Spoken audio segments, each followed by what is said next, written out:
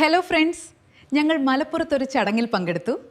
അവിടെ വെച്ച് കരമുസ് പഴംപൂരി എന്ന ഒരു അടിപൊളി വിഭവം ഞങ്ങൾ രുചിച്ചു. എന്താ നിങ്ങൾ എല്ലാവരും ഞെട്ടിയില്ലേ? അതെ, പപ്പായ പഴം കൊണ്ടുണ്ടാക്കിയ അതേ പഴംപൂരി തന്നെ. പിന്നെ എന്താ, ഒന്നും കണ്ടില്ല. ചടങ്ങ് കഴിഞ്ഞപ്പോൾ കാർ നേരെ പപ്പായ വാങ്ങാൻ പഴച്ചന്തയിലേക്ക് പോയി. വീട്ടിൽ വന്നതിന് ശേഷം ആദ്യം ചെയ്യുന്നത് പപ്പായ അരിയുന്നതാണ്. എത്ര ഭംഗിയുണ്ടെന്ന് നോക്കൂ. ഇത് പകുതി പഴുത്ത പപ്പായയാണ്. വരൂ കൂട്ടുകാരെ, ഇനി നമുക്ക് ചേരുവകൾ നോക്കാം. പപ്പായ കഷ്ണങ്ങൾ, മൈദ, മഞ്ഞൾപ്പൊടി, ജീരകപ്പൊടി, ഉപ്പ്, കുരുമുളക് പൊടി, തേങ്ങ, ഏലക്ക, പഞ്ചസാര. ഇനി ഉണ്ടാക്കാനുള്ള സമയമായി. 1 കപ്പ് മൈദയിൽ വെള്ളം, മഞ്ഞൾപ്പൊടി, കുരുമുളക് പൊടി, ആവശ്യത്തിന് ഉപ്പ്, പഞ്ചസാര എന്നിവ ചേർത്ത് കട്ടിയുള്ള മാവ് പോലെ ഇളക്കുക. ആദ്യം ഏലക്കയും പഞ്ചസാരയും ചേർത്ത് തേങ്ങാപ്പാല് തയ്യാറാക്കണം. എന്നിട്ട് ഫ്രൈയിങ് പാനിൽ വെളിച്ചെണ്ണ നിറച്ച് തീ മിതമാക്കുക.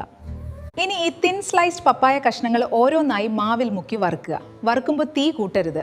ഈ പഴംപൂരിക്ക് നല്ല എരിവും മധുരവും ഉണ്ടാകും. ഇനി ഒന്ന് രുചിച്ചു നോക്കാനുള്ള സമയമായി. തേങ്ങാപ്പാലും ഏലക്കാപ്പൊടിയും ചേർത്ത് ഈ പഴംപൊരി അടിപൊളി രുചി നൽകുന്നു. ഹാലോ, ഇത് പരീക്ഷിച്ച് നോക്കാൻ മറക്കരുത്.